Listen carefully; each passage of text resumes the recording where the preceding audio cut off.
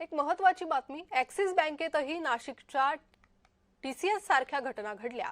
मुख्यमंत्र्यांच्या पत्नी अमृता फडणवीस यांनी हा गौप्यस्फोट केला। मग इतक्या दिवस त्या गप्प का बसल्या? अमृता फडणवीसांच्या त्या गौप्यस्फोटावर राऊतांनी सवाल उपस्थित केला। खूपच असं खराब वाटतं आणि खेद आहे की कॉर्पोरेट्समध्ये हे होत आहे।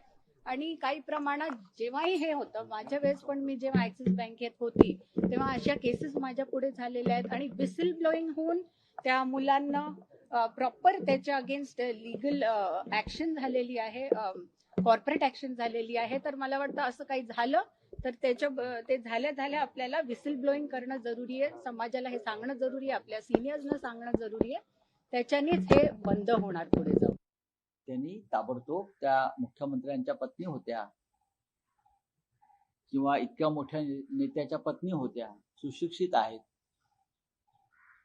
महिलांच्या हक्कांसंदर्भात त्या चर्चा करत असतात, बोलत असतात, त्यावेळेला त्या का गप्प बसल्या असा प्रश्न लोक विचारू शकतात।